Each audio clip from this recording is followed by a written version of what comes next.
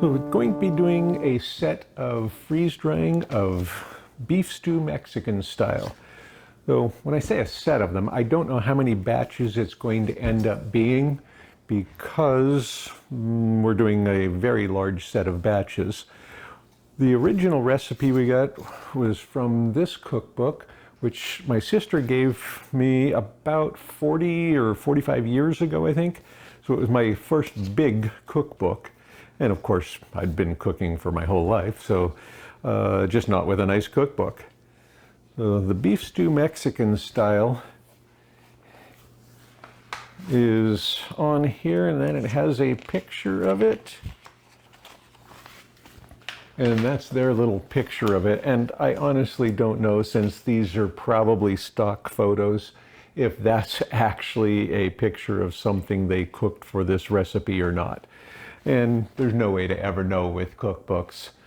But we changed the recipe slightly from the original, and so this is what we do.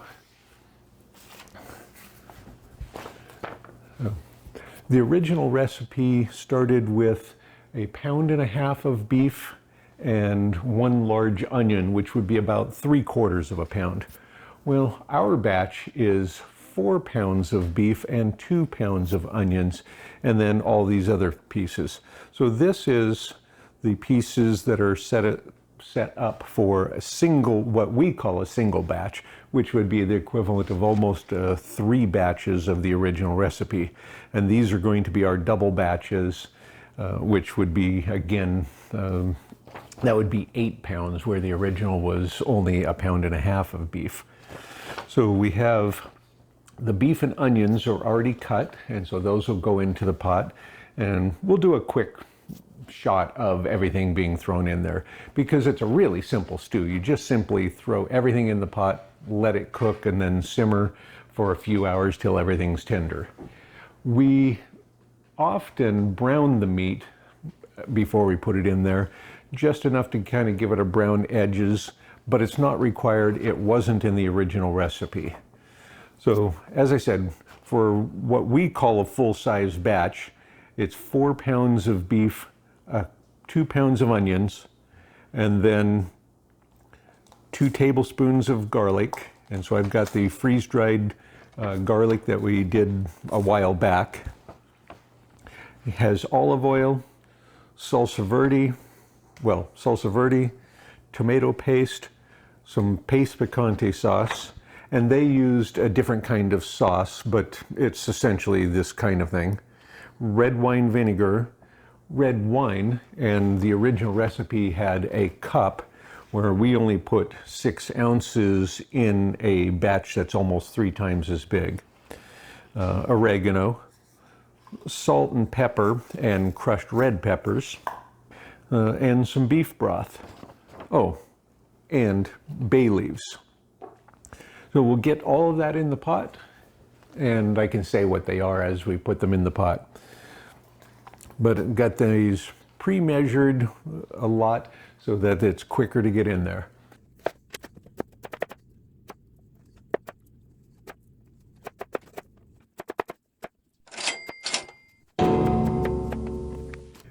So we have our boneless beef, and going to cube this up into like 3/4 inch or 1 inch cubes or pieces for the beef stew Mexican style. For what we call a single batch now, which is almost the size of a triple from the original recipe, we start with 4 pounds of beef that we've cut into cubes. And you can brown it ahead of time, and we often do, but that's not what the original recipe called for, so we don't always. If you do, the olive oil that goes in it can be the olive oil that you use to brown it. We don't add additional olive oil. So beef is in, onions, and 2 pounds of sliced onions, and you saw that earlier. And it looks really full right now, but the onions are going to cook down a lot, and pretty much everything else is liquid, so it's going to kind of fill in all those spaces. So it's not a big deal that it looks like it's going to overflow, that we only have a couple inches left. Everything else will fit in there fine. So we have the 2 tablespoons of the garlic, the minced garlic that we had from Costco that we freeze-dried earlier. Olive oil, I have 8 tablespoons of olive oil. And again, we would have used that for the browning if we had browned it. Otherwise, it just goes into the pot. And then 23 ounces of salsa verde.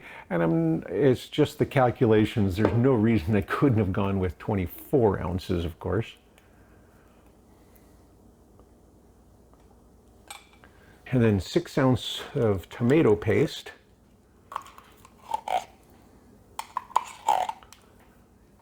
And I'm not going to make sure I get every scrap of these, especially for video.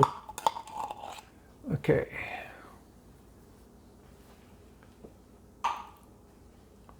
Picante sauce, and we use paste picante sauce. I mean, I think the recipe called for just some kind of salsa. I don't think it was a tomato sauce. Anyway, we found we like that, the combination. And the salsa verde, we've tried 3 or 4 different brands, and that one was by far the best to our liking. Other people may like one better, some other one. Okay, red wine vinegar. So 4 tablespoons of red wine vinegar. I have 6 ounces of red wine, and the original recipe called for a cup. And again, this is almost triple, so it would have been 3 cups. And we did a few batches with 3 cups. We thought it overpowered it. A few ounces we thought was kind of nice. It adds a rich flavor, and we use a very deep, like a Burgundy or something, or Merlot, I think, on this one, because we don't drink wine. The only reason we have wine is for cooking some of these recipes, but we use it pretty sparingly because we don't like a lot of it. So, and then 2 cups of beef broth, and the 1 can is slightly less, so we add another 1.5 ounces to it to get the full amount. And we usually use canned because that's what we have available. We don't think ahead about making it, and we haven't dried our own or anything. Got a tablespoon of oregano. Okay, and this is a combination of 1.5 teaspoons of salt, 3/4 teaspoon of ground black pepper, and 1/2 teaspoon of crushed red peppers. So just a bunch of different little spices in there. And finally, 3 bay leaves, and that's it. Just bring this up to a boil, and then turn it down to a simmer. Let it simmer for 3 or 4 hours until everything's nice and tender and combined. And I know from when we've tried it, because of this combination, if you taste test it after an hour or so, just after it started to boil, it's terrible. It has to cook a good long time before it really is good. I mean, it's mostly raw onions right now, beef and raw onions. Okay. We'll get the other batches going also, which are double that size. We probably won't be back on this until it's time to put them in the pans for pre-freezing.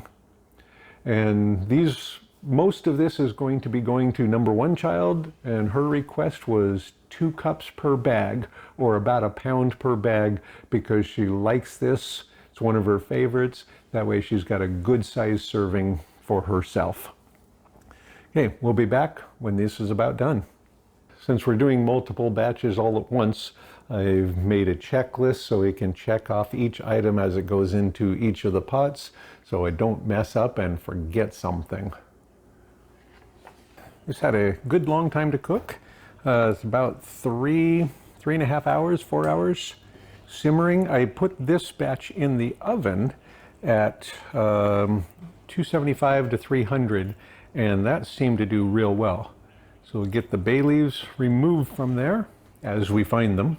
I'm not going to worry too much about searching for them unless I see them as I give it a quick stir. You can see it's nice and thick. And if you're not happy with the thickness, you could add a little bit of instant clear gel. We've done that at least once. And this is really good over rice. And in fact, the cookbook, the next recipe is beer rice or something. and it says serve this over beer rice. Well, we're not fans of beer, so we've never actually tried beer rice. I'm going to pan these for pre-freezing in approximately 2 cups or a pound. So on the half pans, you'll have a half pound on each side, or 1 cup. It should be pretty close to 2 cups for a pound. And again, stirring it so that each dip has a similar amount of stuff. So a nice big cup. We'll see how that works out in the full pan first. Okay, that was a little bit high, and that was almost 9 ounces, so a little bit high. So we'd need to make it a little more level to do the pound. And you don't have to do a pound. There's nothing magical about that. Okay, there. So now I have a pound. And that'll end up in 1 bag for 1 serving. So, and I'll let this, it's still pretty warm, so I'll let this cool a bit before it goes in the freezer for pre-freezing. And I did spray these with just a touch of non-stick cooking spray stuff. This stuff. Yeehaw! So again, kind of give it a little bit of a stir. Okay, right at 1 pound. I'm going to give it just a... There we go. Our medium freeze dryer can hold 2 of these pans plus just a little bit less than a half a pan. So I've got this 3D printed divider, and you can make them as a craft project, or cut a 1/2-inch cutting board. But anyway, it needs to be a little bit less than half a pan, a 1/4 inch less than half a pan. So that's why I use this wide divider in there. And then 2 of these bigger blocks and 1 of these halves will fill up a freeze dryer tray on the medium machine just perfectly. So on this, zero that out, and then we'll get a 1/2 pound on each side. So again, making sure that it stays nicely stirred up.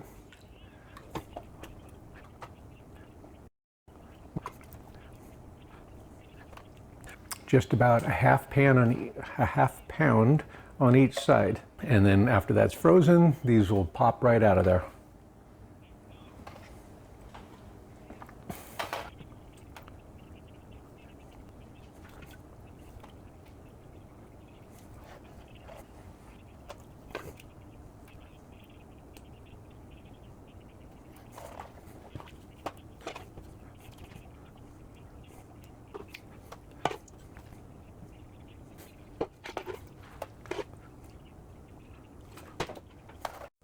I forgot to mention about putting the little stainless steel rod in there that will later be removed and the thermometer put in there.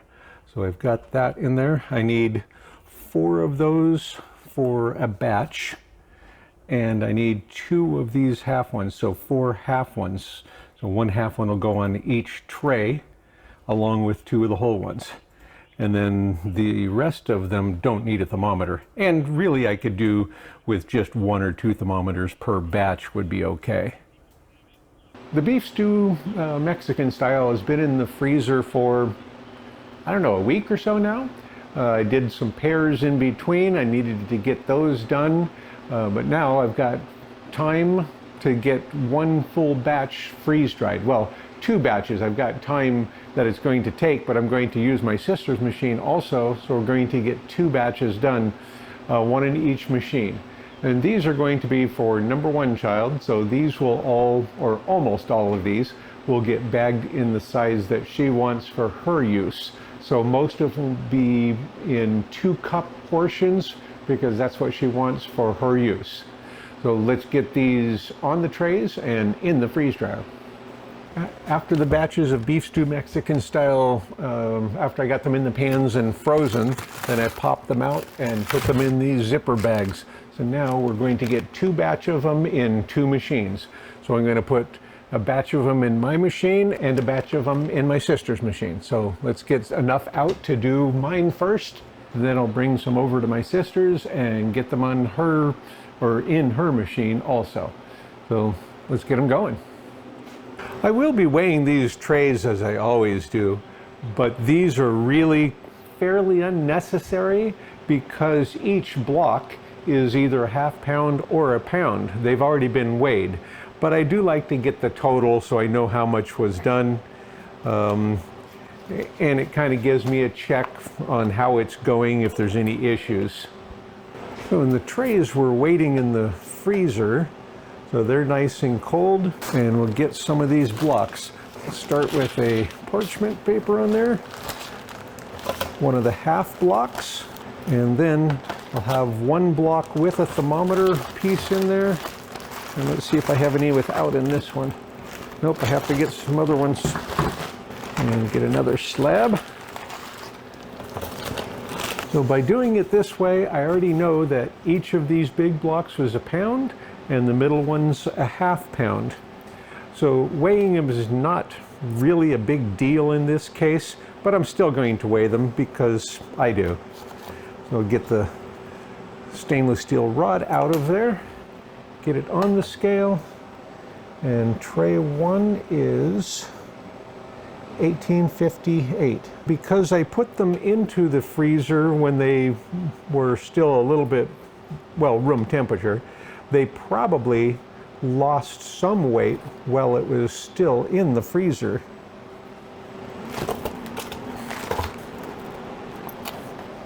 $18.40.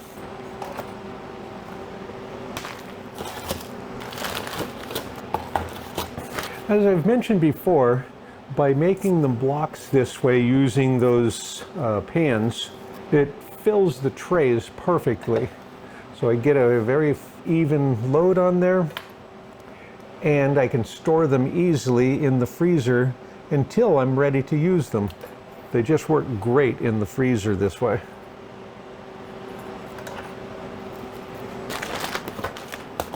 And then, all right, those are ready for the freeze dryer. Let's go get them in. So we have 10 pounds of the beef stew Mexican style on the 4 trays. If I had the newer medium machine with 5 trays, I would only put 2 pounds per tray instead of 2.5. So I would make my servings a little bit smaller in here, about 1 3/4 cups or whatever that would work out to be, instead of the 2 cups for the full-size block. Anyway, I would make them slightly smaller so I'd still end up with 10 pounds. This has already been cooling for quite a while. It says it's -32 already. So we'll get them in there right away.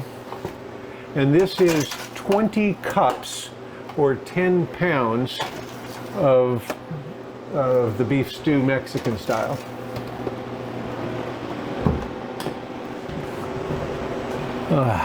And because I weigh them instead of just measuring them, it's only approximately 20 cups on this, but it is 10 pounds.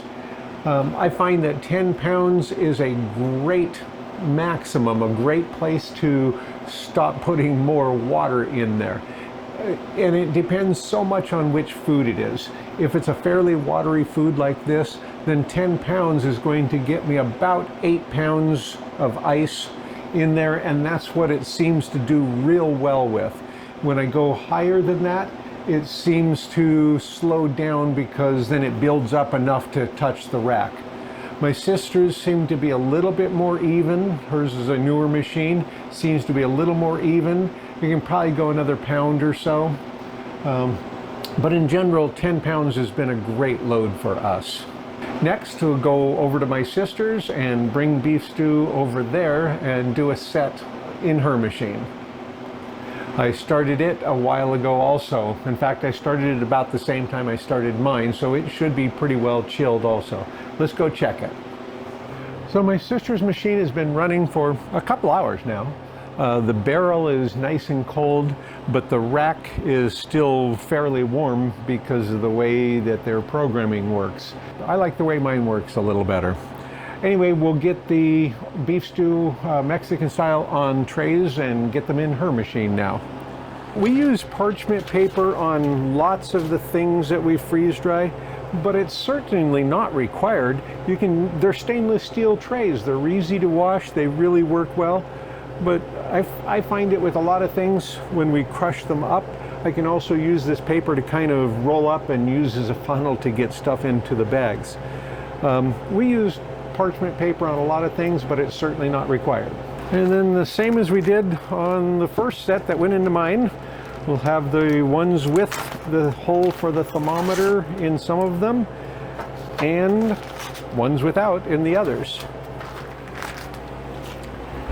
And I know I mention this occasionally, but thermometers are not required for the freeze drying, but I would consider it one of my second most important tools for freeze drying after the scale.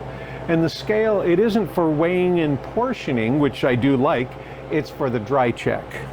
Okay, we'll get that thermometer or the stainless steel piece out. And now we need one of the little half blocks. So I have this whole entire block or Ziploc bag or zipper bag with blocks. So this bag has 2, 4, 6 full blocks and 6 half blocks. That one bag is almost a whole freeze dryer load all by itself. That is $17.79, and it gets a thermometer. Yeah, thermometers are not required, and certainly doesn't have to have it on all 4 shelves. It's just really handy to know what the temperature of the food is when it's in there, when it's getting close to done. I don't have to take it out and check it. I can just look at the thermometer and go, is the middle of the food warm yet? If it hasn't gotten up to temperature, it's not finished freeze drying. Just because it's warm doesn't mean it's done either. That's what the dry check is for, to weigh them and find out if it stopped losing weight.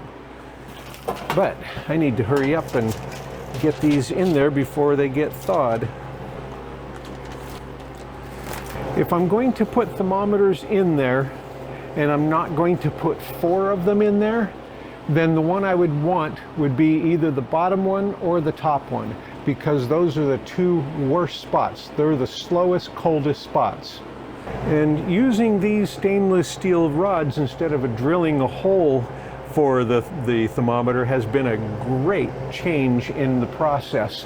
And that was suggested by one of the viewers, which I can't remember the name of right now. That's been wonderful. I get the thermometer where it really should be. I don't have any chance of drilling into me. Yeah, so it's really worked well.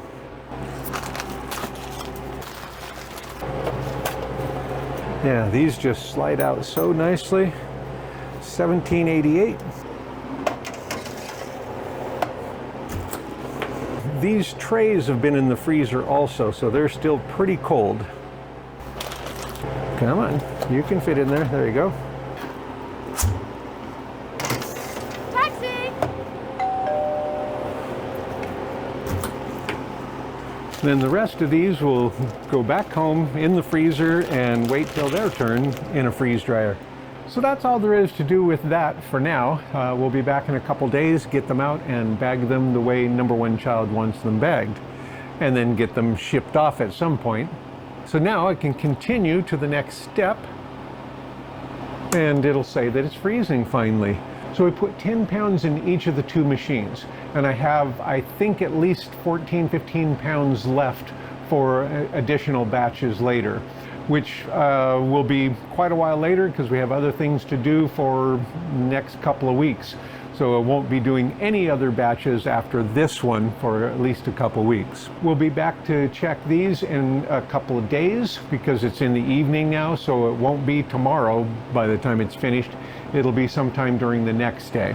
See you in just a second. It's a couple days later. I'm back to test or start the dry check of the beef stew Mexican style. It says that it's been running for about 49.5 hours, but that includes on mine all of the pre-freeze time also. So I had it freeze for a total of 8 hours, so that's included in that. In my sister's, her drying time starts the clock again when it starts the dry process. So hers is going to show a completely different time because it doesn't count part of the beginning parts. Anyway, it's in the last few minutes. All of the temperatures have been up to where they should be. for at least 4 hours, because I came and checked on it a little earlier and everything was looking good. The middle two trays were over 120. The top and bottom was about 100 and about 110, which is about normal on this. The top and bottom ones are usually colder. Usually it's the bottom one that's the coldest. So it still may have a little bit of time to go, but it doesn't matter because we'll switch the positions when we put them back in there with the dry check. So I'll bypass the last few minutes and open the drain valve. And as soon as the pressure's equalized, we'll be able to get it open. So starting with tray 1. So 1026. And tray 2, 1035. This tray started out a little lighter and currently it's a little heavier. But with products like this that I'm scooping out, there's a huge difference between the sauce amounts and the solids, the meats and the onions and things. So they will often be a little bit off because I can't get them equal. I can see that there's a lot more meat in all three of those than there are in those as far as the chunks. Okay, those will go back up and I'll switch the positions. So tray 2 will go on the top and tray 1 will go the second spot down. And tray 3, 1019, and tray 4, 1035. Okay, then this I'll put up a spot. And then tray 4 was on the bottom and we'll put it up here at the warmer spot. And tray 3 will come down on this spot. We'll get it resealed, close the drain valve. So we'll get it restarted by adding more dry time. But close the drain valve I did, continue, and I don't have to worry about the pump cooling. Okay, and then I'm going to bump it up to 3 hours. So I started it for 3 additional hours. And I would feel comfortable checking it in just 2 hours because of the type of thing it is. The fact that it's been cooked like a stew, all the cell walls are kind of blown apart already. It will willingly give up any water that's in there. So we're just looking to see if it stopped losing weight. Is it already dry now? And that's what we're going to check in 2 or 3 hours to find out if it's already dry. It could have been dry for a few hours. When I first checked it and saw that the temperatures were all the way up, the pressures was down, I could have checked it then if I was ready to, but I had other things I needed to do. And I find it easiest just to add more time if I'm not sure if I have the time to work with it right then. Anyway, we'll be back in this one in just a little while to check it. In the meantime, we'll go to my sister's and check that batch and see how it's doing, because it's just a little bit behind in comparison to this one. My sister's machine says that it only has about 25 more minutes left in the extra dry time, and that's a 12-hour extra dry time. And I hadn't looked at hers since last night, so it was before it started the extra dry time. And at that time, they were still pretty cold. There was no chance they were going to be done without the extra dry time, or at least a portion of it. So I don't know at what point it would have been worth checking already. But right now, the top one is showing about 88 degrees. Next one down about 114, and then 118, and then about 98. I'm actually a little surprised that the second tray isn't at 120 or better. The top and bottom were always a little colder, but even those, the fact that they're not up to 100 is a little surprising. So they still may have some more drying time to go. Since they are at that point and the pressure's really low, let's go ahead and get them out and check them, and then I can kind of assess it. We'll use the down arrow, go past the last of that. We'll open the drain valve. And as always, as soon as the pressure's equalized, we'll be able to get them out and check them. Okay, so tray 1, and we will be rotating them, so I'm going to put tray 2 up there right now. So make sure that this fan isn't blowing on the tray. 932.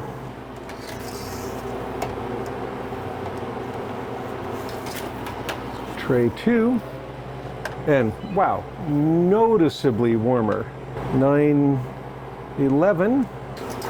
Oh, I didn't turn her beep off. And I'll switch these right now again. 907.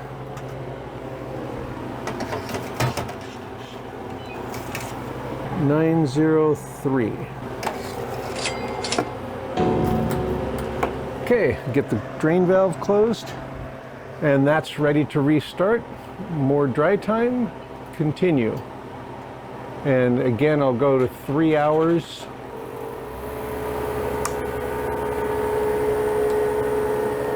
And we'll be back in 2 or 3 hours to check this one also.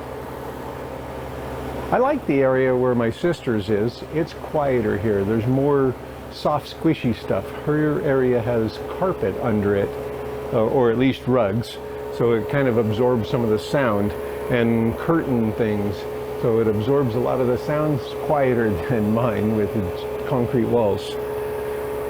Okay, so we'll be back in a little while. So don't go away, it'll be just a second. It's been just a little bit more than 2.5 hours. We're going to check these. The temperatures are great now, so I don't know why they were lower before, but they're up real nice now.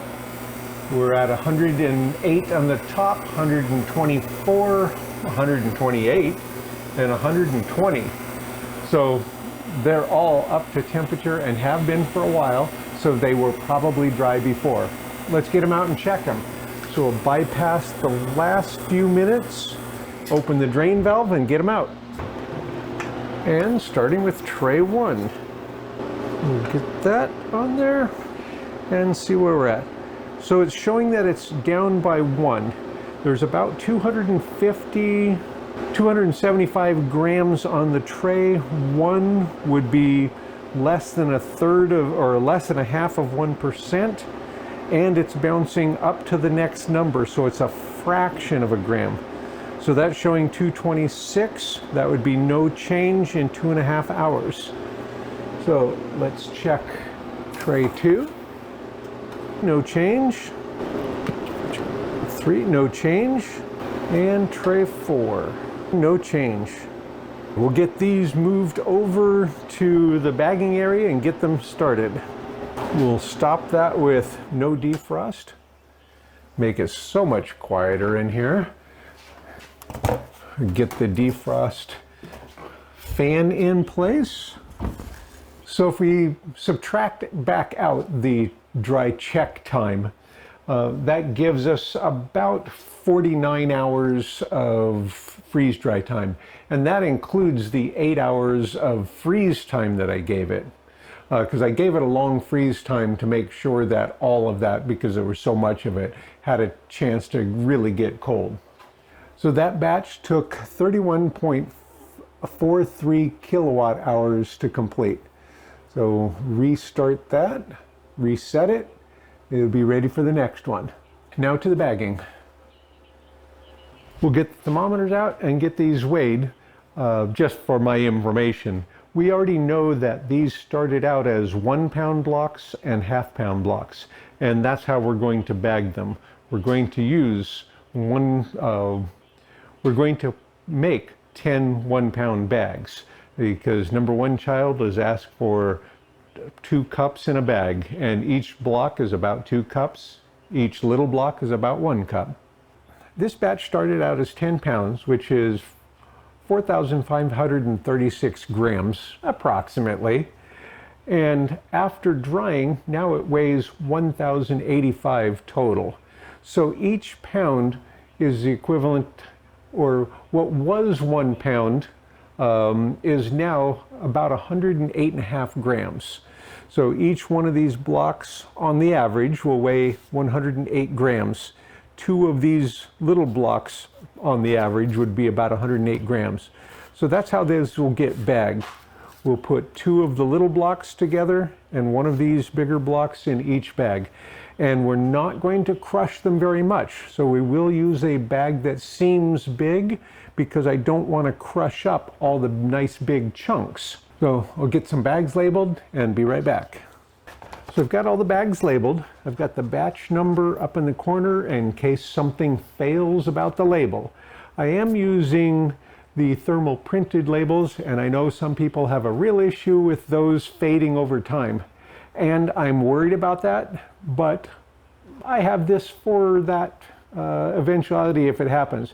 And I have a whole folder of 20-year-old receipts and labels with hundreds of them being thermal printed, and they still look pristine today. So I'm not worried about it if I keep them in these conditions where I store this stuff. Yes, they could go bad, but I'm not going to worry about it. I'm using the 7mm gusseted bottom Mylar bags that I almost always use, and these are a quart size. You could probably really crush the stuffings out of these and get them in a smaller bag, like a pint bag, but I don't want to crush them up too much, as I said before, because of the big chunks. I want to keep those. So I've been real happy with these bags, so that's the size I'm going to use in these. Now, to get these in there, I'm going to have to crush them at least a little bit. So I'm going to use the flexible cutting board that I often use for this type of stuff, because I can put it in the bag. It helps keep the bag open and makes it like a giant funnel. And then I can kind of crush the blocks into it as I go. So I'm going to move these over so I can have a little bit more space to work. And you could simply not crush them at all and put them in a flat bag. So you could just put them in a big flat bag with no gusseted bottom and just slide them in there. And that would be fine too, because then you could stack them up. They would be this thick. They'd be nice and thin and still that size. I'm going to kind of break that a little bit. And so I'm just going to just kind of pop them apart a little bit, and hopefully I can get that in there. I don't mind crushing up the saucy bits, but the big meat chunks I want to try to leave as whole as possible.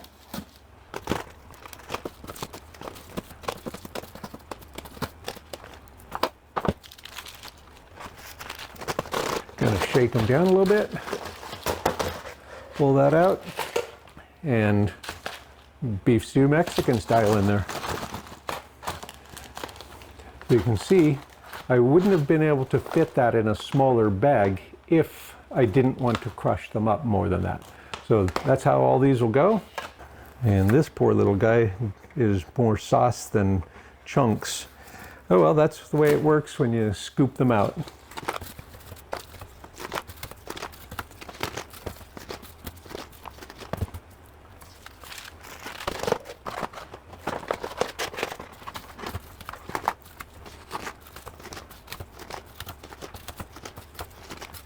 So I'm just putting it in there and then just giving it a little bit of a crush, because the sauce breaks before the chunks do. It's one of the times when you want the sauce to break.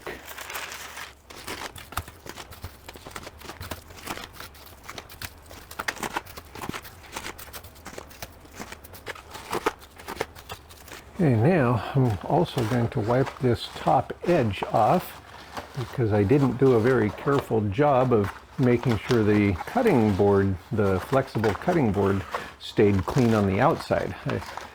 I rolled it from the outside to the inside once, and so that got crumbs on the seal area. So I'm going to go ahead and wipe that off, any of them that look like they have anything. So it looks like I did real well in the first 3 or 4, but then I messed up with the cutting board. Okay, that's better. So for these, once again, I'm using the 300cc oxygen absorber. It's a great size for this. You can go up to a 2 quart if it's not really bulgy. So I use this on most of our pints, quarts, and 2 quarts. Unless it's a very, very big bag of air on the 2 quarts, then I would be concerned about this. But we've already shown that it will easily do the 2-liter bottle of this, and it'll do it more than once. So I know that this is good for at least 3 quarts in my testing. So these are rated at 300 cc, and so that's probably the limit of what you should go for. But I know from my testing that they always do more than that. Okay, got that open, and the little sensor, as soon as it is exposed to oxygen, it turns kind of dark blue. If you get a bag and that's already dark blue, then don't use them, because that means these aren't good anymore. We've never gotten one that way. About the only thing we've ever had is we've had a few bags that have had 11, and I think we've had one bag that had 9. And either way, it's annoying, because then I have to double check all my bags to make sure that I didn't miss one. And if these were a little bit more full, I would tuck those along the side to make sure that they stay away from the zipper.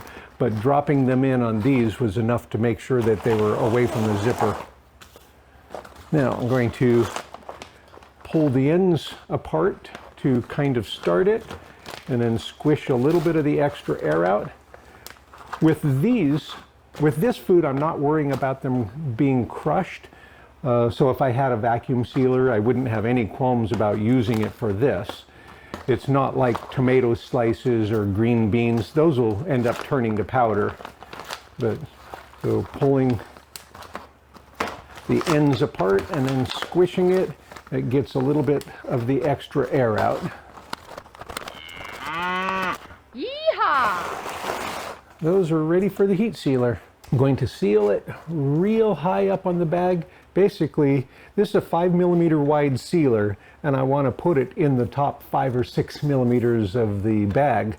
That way it leaves room for more tries. I've got 2 or 3 tries before I get down to the zipper in case I mess up, or if I want to cut the top off, use some and reseal it, I can do that. So I always try to get it at the very top of the bag, and I usually miss a little bit. Okay, on this first one on my sealer, I'm going to do it twice. Okay, so I've got it real close to the top, but not past the top on any of it. And it's got a nice smooth seal. Check it. I don't check every bag, but I do check very often to make sure that it's actually functioning. You can have a sealer that's bad, but it leaves that print across there, and so it looks sealed, but the instant you give it any force, it just comes apart. As I mentioned before, these are not going into our storage bins. These are getting shipped away to number 1 child. This was the food request.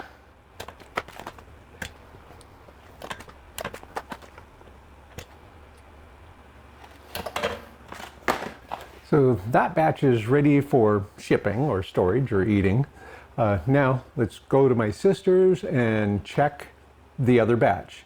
And then as soon as these are done, I'm going to be starting another round of beef stew Mexican style in the freeze dryer, because we have at least, I think, 15 or 16 more pounds that still need to be freeze dried. And I can get 10 pounds per batch. So on to my sister's machine. It's been a little over 2 hours and 50 minutes since we checked started the dry check and then put them back in there. So now we'll take them out and check them to see if they were dry 2 hours and 50 minutes ago. So I'll bypass the last few minutes, open the drain valve, and starting at tray 1. Okay, it's down a single gram in 2.5 hours. Let's check the others. If none of them are any worse than that, we'll accept that. That's 1 gram out of about 200, what do we have?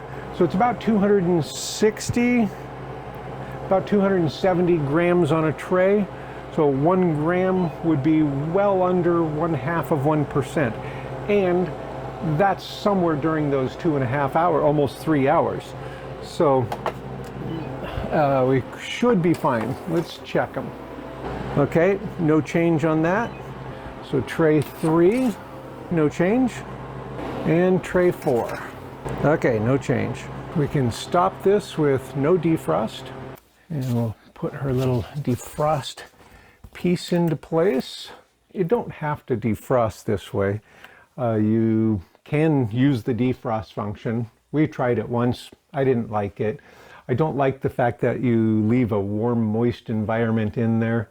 And if you don't remember to open the door and make sure that it gets dry, and I would still put a fan in to make sure it gets dry in every little nook and cranny. If you don't, you're just asking for molds and mildews in there. So we just open the door, we clamp a fan to the door, put it on low, and just leave it sit here. If the machine is not in use, the door is open. And we run the fan for at least 2 or 3 days. If we're not going to be running another batch right away, we run the fan for 2 or 3 days to make sure that there's no chance of a speck of moisture anywhere in this system, to make sure we don't have any molds and mildews. We never have. We've had other people tell me that they used the defrost function and forgot to open the door and came back to a fuzzy surprise inside. I'm not interested in ever having that happen, so we make sure to dry it right away. So it goes from 40 degrees below zero frozen to room temperature and dry in the next few hours. And this doesn't take much longer than defrosting using the defrost setting does.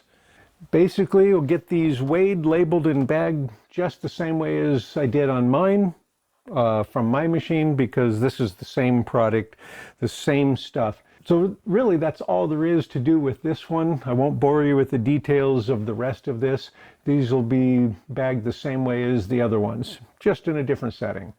The next batch is going in the machine is going to be more beef stew Mexican style. And then after that, I probably won't run anything for at least a couple weeks. My sister will, I'm sure. But I've got a trip to take, and that'll probably be long gone and done before this even comes out, because I don't have any editing capabilities while we're on the road.